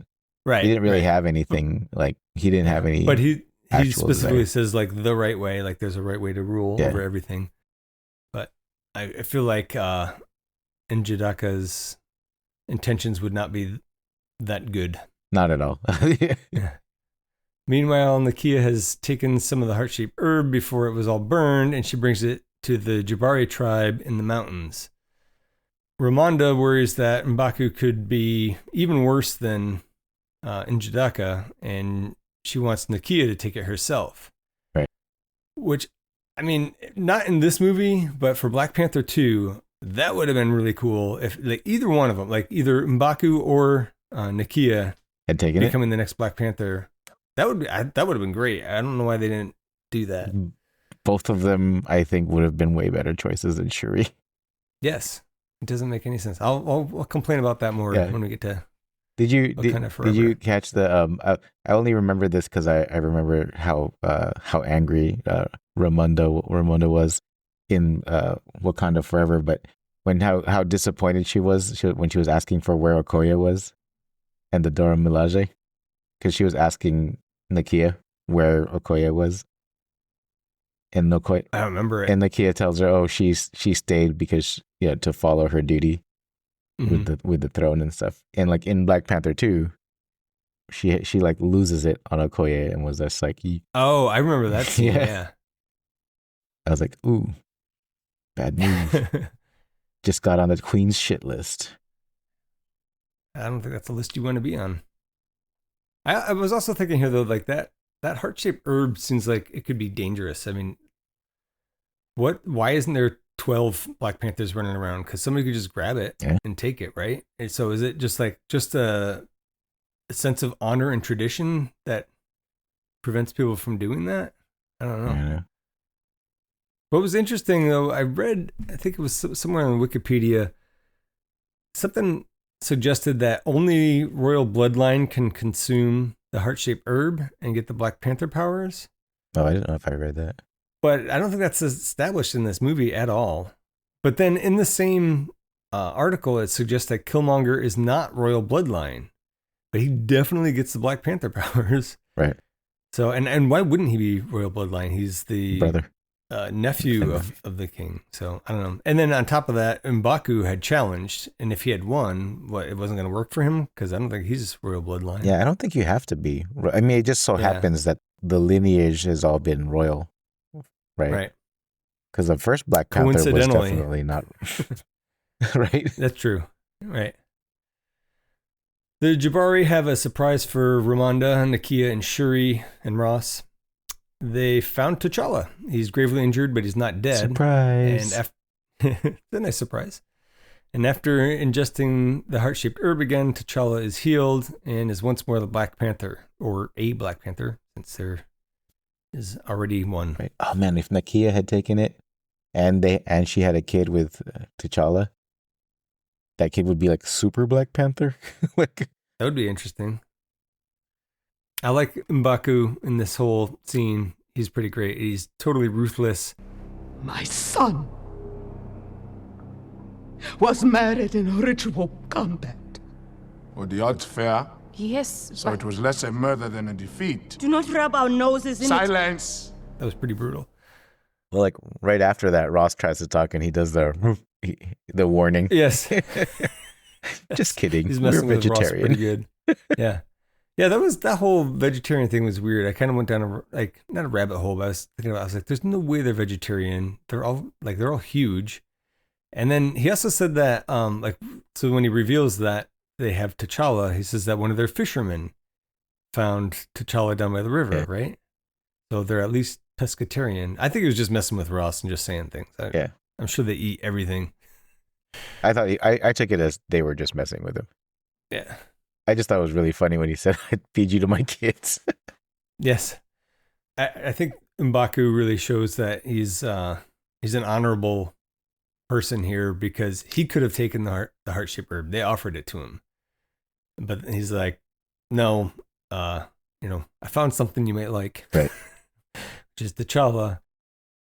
Oh, did you notice? So they give T'Challa the heart-shaped herb and they cover his face with snow. Did that look really, really bad to you? Like when they cover his face with snow, it was like bad CGI. Well, snow looks bad to me in all movies unless it's actual snow. Yeah, like what could they use like actual powdery. snow or or actual potato flakes? Yeah, that's because because it just behaves better where it's different, right? It's watery. Mm-hmm. It's never really, especially that close to like human skin. There'd be water involved, and yeah, it just looks so fake. Yeah, it looked bad. Yeah, took me out of it a little bit. The crew hatch a plan to overthrow N'Jadaka. Shuri gives T'Challa his Black Panther necklace, and M'Baku agrees to watch after Ramonda, but he refuses to commit any of the Jabari warriors to T'Challa's cause. So I liked it here when M'Baku tells T'Challa that he owed him a life for a life. Thank you. I owed you a great debt. A life for a life. Consider it paid. Please allow my mother to stay here. No harm will come to her. I give you my word. You know I could use an army as well. I bet you could. But no. I will give no Jabari lives towards your cause. It is our cause. It is for all of us. Oh, us. Us, you are the first king to come here in centuries, and now you speak of us. Basically because he forced M'Baku to yield in their fight. He felt like he owed T'Challa, right, the favor, the heart-shaped herb, essentially. Yeah, that was cool. I like that. That was a nice touch. But he doesn't want to fight T'Challa's war for him, so that seems on brand. Right. Well, also he was like, "You guys never came up here. Why should I care?" Said the first time in I forget how many years he said. Yeah. He was like, "You guys were the ones that benefited from the vibranium. We're up here." But though that palace does look really nice inside. So I mostly side with M'Baku on like things that he says, but the the whole thing, like, you benefited from vibraniums, like, you could be too, but Right. you decide, like, your tribe decided to move to the mountains. Right. But also, again, you can't make the floors that polished without some sort of technology. Yeah. You know what I mean? Like it's a really nice mansion in the mountains over there. That's true. That's true. Maybe they just borrow some vibranium technology now and then Maybe. when nobody's looking. Njidaka starts the weapons distribution plan, but this is cut short by T'Challa. Since T'Challa never technically lost nor yielded, the fight continues, this time with the Wakandans taking sides and fighting each other. Wakabi's border tribe fights for Killmonger, Okoye and the Dora Milaje fight for T'Challa, and there's a long fight that the Jabari eventually enter into, joining T'Challa's side. Right. And ultimately, T'Challa kills Njidaka in the vibranium mines. Ooh, a lot to unpack there. Yeah. Especially because the this is worst where I have CGI the most happens in this. Yeah. Oh, yes. I'm with you on that one. Yeah. This is where I have the most notes. All right. So start there. With the worst CGI. Yeah. Well, I have two worst CGI parts here, but which one was worst for you? I mean, it was, for me, everything once they fell into that pit towards the vibranium mine and stuff. Yeah. Well, especially when they're falling. Yeah. Yeah. It's just like, so bad. Like, did you ever see Lawnmower Man? Yeah. Yeah. So the so bad. The graphic quality was better than that, right? Yeah. Like if you took any one still from that, it would look much better. But the movements were so like badly animated. Yeah. Just oh man, that was terrible. Yep. Like they could have done something better there. Yeah. Yeah. I also didn't like the CGI rhinos. I wish they just left the rhinos completely out of this movie. It looked bad. It looked especially bad when T'Challa takes one of the rhinos out. Yes. It just looked super fake. That was. I really actually, I kind of hated when the Jabari showed up. I loved it when they showed up, but part of me was like, how did you guys get surrounded by a bunch of dudes and like just a tribe full of like the biggest of your people, right? Yes. Like they're like the strongest ones of the tribes, I think, or something. And they have those big cloaks and they're not exactly camouflaged. No. And somehow nobody saw them. And like they're all encircling, so the border tribe is all encircling the Dora Milaje, right? So, I mean, I guess maybe they're just focused on what's in front of them, but they basically have a 360-degree view of anything coming around. And it's empty. It's field. Yeah. Right? Yeah. Yeah. That's a good point. Yeah, so that part really annoyed me. I didn't understand Nakia's the circular weapons that she was throwing. I don't know. Because it would bounce, but then like how did she catch it so perfectly? Like on the only part that wasn't a blade? Look, I'm not gonna bag on that too bad because we got Captain America's shield does almost the same thing. I guess it's not sharp on the edges, but it didn't bother me those weapons that she had, but it just kind of came out of nowhere and it was I also didn't like the Dora Milaje doing the whole like let's fight him one at a time with Killmonger. Yeah, it's never a good plan because like, there's maybe it's not honorable to fight more than one at a time. Maybe because there was a scene there where like Okoye was in the back just like spinning her spear, and I was like, you're just gonna stand there and spin your spear. She's warming up. She doesn't want to pull a muscle. Maybe. So if I were nitpicking, this scene, this series of scenes definitely had the biggest problems for me. On a positive note, I did think that this was another interesting conundrum for many of T'Challa's closest associates. They thought he was dead, and then he shows up as another Black Panther. And he never yielded, and he's not dead. So, is he still the king? Who's to say? Let's fight about it. Right. Well, Okoye changes her loyalty because Wakabi ends up going against T'Challa, right?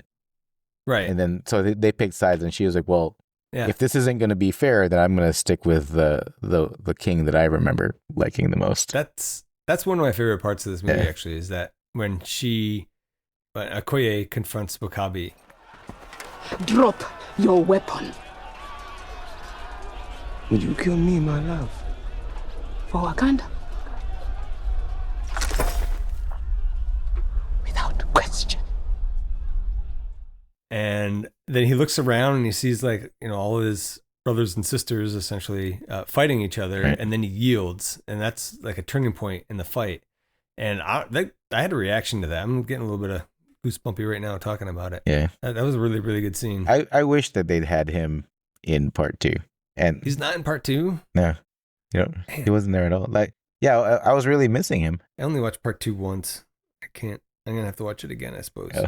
There's a reason why you watched it once. Yes. That was the first MCU movie I did not go see in the theater. Really? And yeah, and I guess that was a good call. Yeah, I really wanted to see it. Or I really wanted to see it be good, but yeah. But yeah, I wish Wakabi was in that. Yeah, I feel like he could have used a what do you call it? Redemption arc. Redemption arc. Yeah, that's exactly it. So one of the things that had bothered me in the past was series hand cannon things that looked like, the Panther Hulk heads. Yeah, the Panther heads. Thank you. They remind me of like the Hulk fist that toys. That you made me just think about the Smashgasm line from the Smashturbation. Smashturbation. Can't even say it. But I came around on it a bit because it's hard to see what's happening, but they are like the sonic weapons or whatever, and you see it partly deactivate Njidaka's Black Panther suit. So they're like further establishing this thing that I don't really totally agree with, but I'm coming around on it. Right. What else? Oh, so along those lines, when they fall into the mine and Shuri tells T'Challa that the sonic stabilizers for the train cars will deactivate the suit. The whole idea of it deactivating the suit also kind of bothers me because they have the sonic stabilizers there for whatever reason because of the volatility or whatever of the raw form of vibranium. But the suit isn't the raw form of vibranium. So right. So it should have been fine. Right. But, it makes a little bit of sense in the movie for it to deactivate the energy storage, at least, of the suit. You see that happen a few times. And I do appreciate that this is necessary to occur for T'Challa to kill Njidaka in the end. So, right. Overall, I think I'm okay with it. But I have a change I would propose later on. That's pretty much it for me on this part. Except I like in the end, after T'Challa stabs Njidaka, he brings him out of the mine. He's not going to let him die down there. Yeah. He shows him Wakanda, and it's a nice sunset too. Right. I'm like, well, couldn't Shuri save him? And then he's like, well, then what? Or like, he brings it up. He's like, what's going to happen then? I'm going to spend my life in prison. So, and he'd rather be dead. So he pulls the blade out. And I'll put the quote in because I'm going to murder it. Maybe we can still heal you. Why? So you could just lock me up? Nah. Just bury me in the ocean with my ancestors that jumped from the ships. Because they knew death was better than bondage. He likens it to his ancestors jumping off the slave ships. I was like, that's a powerful statement. It's a really good quote. I love it. Yeah, I really liked Killmonger. I mean, except for the whole, like, his motivation, and he totally could have came after King T'Chaka earlier. Yep. But I liked him as a character because he, like, I get it, right? Like, I got it a lot more this time around. Yeah, like he's pissed that Wakanda's stood by this whole time and have let people suffer that didn't have to because they had the power to, like, reshape the planet. Yeah. Well, I mean, I guess in the end, he's dead, but he gets what he wants because they do start helping. So T'Challa is king again, and he and Nakia get back together. T'Challa starts to make a difference by buying up property in Oakland for the first Wakandan Outreach Program Center. And in the mid-credit stinger, T'Challa addresses the world at the United Nations in Vienna, Austria, finally showing the world what Wakanda is capable of. and stating that they will be participating in making it a better world. What was that? You said he has got the line about building bridges or something. Yeah, that was good. That's where that line is. Yeah, Yep. there was a longer version of that scene where Ross talks to him beforehand. Yeah. In that longer version, it says like, United Nations, Vienna, Australia. I don't think it actually says that in this version of the movie. No, I don't think. Yeah, I don't remember. Yeah, I don't know. Because I was trying to get. I was like, "Is this United Nations?" I don't know where he's speaking, but then I saw that deleted or extended scene and confirmed that. Yeah, I just assumed it was United Nations because somebody with an accent was like, aren't you guys just a bunch of farmers? What do you have to? Yeah, what could a nation of farmers have to offer the world? Like, dude, shut up. It's like, I got a little bit dusty when he kisses Nakia and she kisses him back. And, they got back together. That was nice. When he was like, "What? I thought I was dead." Yeah. And then we find out he has a kid in Wakanda forever. Yeah, I hope something good happens, and I hope there's a third movie, and I hope it's good. There's the part where he tells her he wants her to stay, right? He's been wanting her to stay the whole time, and he tells her he thinks he may know of a way. So this is right after they kiss, right? And he's like, "I think I know of a way that you can still fulfill your calling." And I was like, I hope he doesn't mean that in a Harrison Butker kind of way. That's the Kansas City kicker. Oh, who is like, women are most fulfilled when they learn their vocation is bearing and raising children. Yeah. So I kind of thought he was just like, here's how you can help out. Have my kids. Right. But no, he wants her to head up the outreach program, right, which is much better, much better. Because that was her dream, right? That was her dream was to reach out to the world more. I think, she just wants to make a difference. I think that's why she was not in Wakanda anymore, because they were so dead set against helping other nations by being a spy or whatever. She can go and help people outside of the country at least. So. Yeah.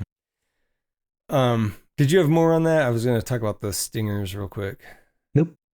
Okay.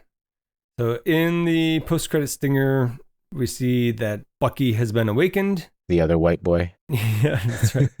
They never get into... Sorry, the other broken white boy. Yes, that's right. They never get into how they unbrainwashed him, and I don't ever want them to because it's going to be an unsatisfactory answer. But, now we know that he's going to be in Infinity War, and we see Black Panther will return in Avengers Infinity War. I do love his relationship with like the Dora Milaje and everybody from Wakanda. It's like it's a nice little extra. Yeah. Okay, you got anything else on that, or do you want to move on to changes? Nope. We can go to changes. Okay. Do you want to go first, or should I go first? I can go first. Okay. I think Killmonger's motivation again. I feel like if he really was pissed about his dad, he should have came after King T'Chaka sooner. Mm-hmm. The Jabari showing up in the middle of that fight in the end, mm-hmm. and nobody's seeing them anywhere. I thought that was really lame. And then I think I just hated the CGI, the fight CGI actually. Yeah. The CGI for like Wakanda in general and like flying through the hologram and seeing Wakanda, I thought that was really beautiful. The CGI for the suit and the fighting in the suit. I hope they use another vendor for future Black technology Panther has movies. improved. Yeah. I feel like of all of those changes that you would have liked to have seen, the CGI is probably the one that could have been fixed most easily. So that's all post production. I don't know if they just didn't spend enough time tweaking it or what. I don't know. I mean, it didn't get better in Black Panther 2 also. Really? I don't know. Yeah, because I almost remember none of that. But do you remember Riri Williams, her the Ironheart, Iron Man armor? Unfortunately, yes. It just looked like a bad Power Rangers suit. Is like all I could describe. I remember the design being bad. I don't remember if the CGI-ness of it was bad. Yeah, it's just too bad because Riri's like this, also another genius. I don't know if she's smarter than Tony Stark, but her character deserved a better looking suit. So I think the CGI is just like... I just remember her going, "Come on, use your differential equations." It's such a bad line. Yeah. And then man. the last thing that I wish I could change was Chadwick Boseman passing after this, because you really feel him missing in the second one. Yeah. I don't know what it is. It's just him as a person, but like also I think just his effortless acting and effortless like regalness. Like Angela Bassett has that too, but nobody else in the movie like has that. You know what I mean? In terms of like just the regalness and effortlessness. So, yeah, that's gonna be a hard one to fix. yeah. So for my changes, why not make the character of Shuri a little bit older? You know, because like I think she'd be more believable as a technology genius, whatever. If she wasn't supposed to be 16, the actress is way more than 16 anyway. It would totally have been a believable change. You would have bought it at like 24, 20, 26? 26, yeah, maybe. It's more believable for sure. Right. I want to get rid of the whole vibranium in its raw form thing. That was totally out of place and stupid. I think I have a proposed change for that. You know, you could have called instead of the sonic stabilizers, call them electromagnetic frequency stabilizers, something like that. Right. And that could be for the trains that transport the vibranium. You know, it's something for the trains, not the vibranium itself. Okay. And that interferes with the Black Panther suit. Like all that would have worked. And Claw's modified mining tool arm weapon could also have been something electromagnetic instead of sonic. They could have, right, you know, just changed all those like little things, those little breadcrumbs that they led up to that final fight. Yep. And I think it would have been less stupid. I would have gotten rid of the rhinos. I would have rather have seen more of the combat. Just do something crazier with the combat. Sorry, I'm sort of chuckling at your rhino comment because the latest trailer for the Hunter, Kraven the Hunter. Oh, I saw that. Yeah, Did you see the rhino? The character of the rhino. Yeah, so somebody transforms into and has the rhino suit on. And it's pretty bad CGI too. Yeah. Or it looks bad in the trailer. I saw the trailer for that before Alien Romulus, and I don't think it looks good, but I don't think it looks that bad. Like I was like, that might be okay, but I probably won't go see it in the theater. I also I didn't like how the kimoyo beads had so many completely different uses. So just make up something else. What is it? Is that called Deus Ex Machina? Is that? Yeah, basically. I was calling it a MacGuffin, but it also works. And don't show Black Panther's eyes. Just leave the little the white coverings, whatever. It looks much cooler. So that's all I have there. Which then brings us to ranking. This is hard. I think I went down while we were talking. You want me to go first then? Yeah, you go first. Okay. So my ranking. Black Panther, more like Black Panther. Just kidding. No, I think it's a beautiful looking movie. I'm not going to pretend to know what to call everything, but I love the colors and the design of the clothing and the suits and the armor and all the decor. And pretty much everything in the movie looks really cool. I like it a lot. Beautifully shot. Good looking movie. The plot mostly makes sense, although maybe a little less now after having this discussion. There's a few things that don't quite add up, but overall, it's really good. And I don't have any major gripes plot-wise, I don't think. I found Killmonger to be more interesting this time around. Not just his motivations, but how his training had prepared him to take over Wakanda. My top scenes would have been the fight chase in Busan. That was really cool. Okoye and Nakia talking about overthrowing Killmonger versus having to serve him because of a sense of duty. Right. M'Baku not taking the heart-shaped herb. That whole part was really great. And W'Kabi looking around at the Wakandans fighting each other and then surrendering to Okoye. That was a really great moment. So there's a lot of cool moments in this movie. Yep. So in my own ranking, I have Avengers above Thor, and I have Black Panther in between those. Avengers above Thor. Yeah, for our lists, Thor is above Avengers.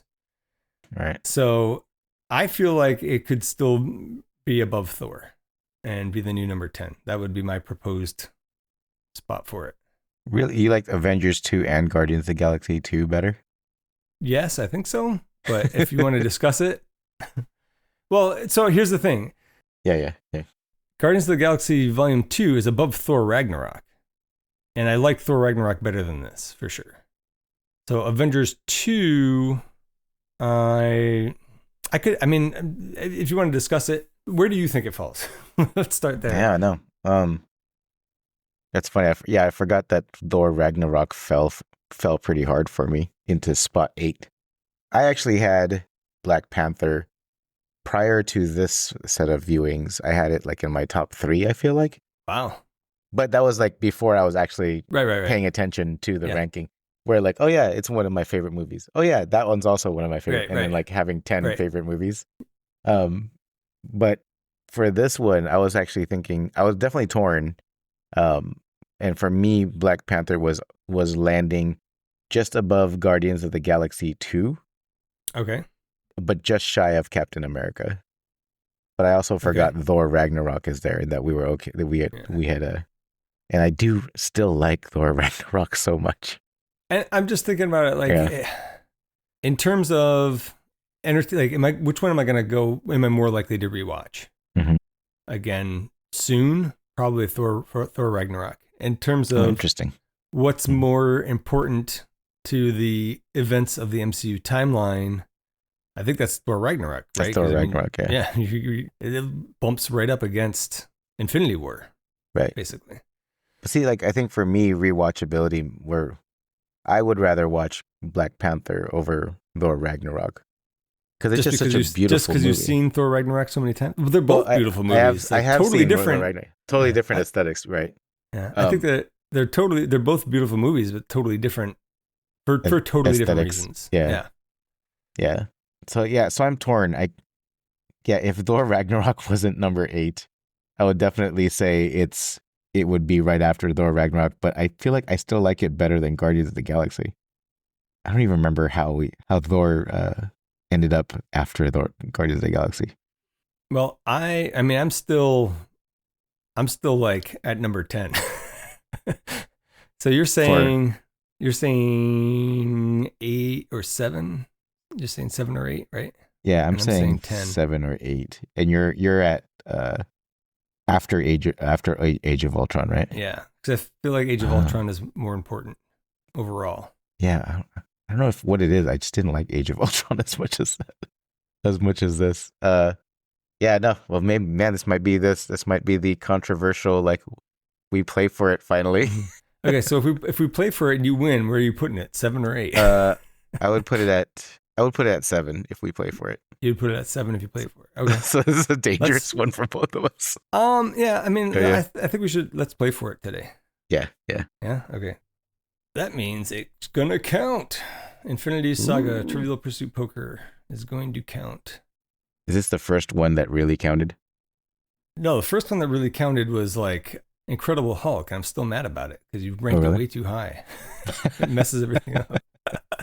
All right, let's read. I never yielded! And as you can see, I am not dead! Okay, it is your turn to bid first. Are you ready? Sorry. Yeah, I'm ready. All right, it's your turn to bid first. I think I have 4 for sure, 5 possibly. I'm going to let you, pick one. I'm going to go with 4. Yeah. I'm gonna let you do 4. I kind of showed my hand there. I have a few for sure. Like one of these, I'm like, I know it. I can't think of it, and I would not be able to go 5. So I think I know which one I know which one you're feeling that particular frustration with. Let me just pull up the answers real quick. Dang it, you're gonna get this, and it's gonna get ranked too high. All right, I won't be as mad about this one. All right, here we go. To delay the helicarrier project, which Avenger did Nick Fury promise would visit Alexander Pierce's niece at her birthday party? Iron Man. That is correct. That was an easy one. What nickname does Scott Lang often call his daughter? Peanut. That is also correct. I was like peanut or pumpkin, and I would have probably guessed peanut. Sorry, let me make sure I'm marking down that you got these. Correct. So that's 2. You bid 4, right? Yeah. Bid 4. What is Thor's full Asgardian name? Theodore Belvedere. I'm just kidding. Thor Odinson. I was like, sweet, he didn't get it. He doesn't know it. Yeah, I knew that one too. Thor Odinson. What is the Wi-Fi password in Camertage? This is one I'm iffy on. Is it Namaste? It is not. It is not. It is Shambhala. Shambhala. That's No, right. I couldn't think of it. missed I couldn't think of it either. Yeah. But the word I was trying to think of was Namaste. I couldn't think of that either. I was like, dang it, what is this? What do Xandarians and other races often call Earth? Trash heap. No. That's not wrong, but it is wrong. Yeah, what was it? Terra. Hera. Terra? T-E-R-R-A. Oh, Terra. Like Terra, Terrans. as in Terrans, yeah. Yeah, it makes sense okay. now that I heard it. I didn't know that one either. Yeah. All right, so Yeah. this is for all the marbles, dude. I was getting it mixed up with that last one. Remember how a few episodes ago? That was. I was wondering if it was the same answer, but I don't remember what that was. Field 23 or something. Yeah, something I don't we didn't remember know at all. Well, let's see. Last one for the big prize. Yep. What plan of Thor's does Loki find humiliating and he hates it even though it works every time? Get help. Is it get help, George, or is it send help? It was get help because we argued about it and I thought That it was is- send help. That is correct. You win, which makes Black Panther the new number 7. Okay, at least it wasn't. Congratulations. It didn't beat Iron Man like originally I had it in my head. Yes. I mean, I don't think that's an unreasonable place to put it. Right. I'm not mad about it. Yeah. The Incredible Hulk is way too high. Okay, that's it for Black Panther. Next up, we have Avengers: Infinity War from April 27th, 2018. so good. Yeah, I know. That might be a long one. We'll see. If you want to contact us, you can email us at absolutelythebestpodcast@gmail.com. You can join our Discord. There's a link in the show notes. We also have links there to our socials and a couple ways you can help support the show. The best thing you can do would be to leave us a review. Please help us spread the word. Tell your friends, tell an Oaklander, and tell a Jabari, and good luck with that. Thank you for listening, and have a great day. Bye. Absolutely the Best Podcast is a production of Audio Johnny, a subsidy of Corporation Johnny. Corporation Johnny. If it exists, we own it.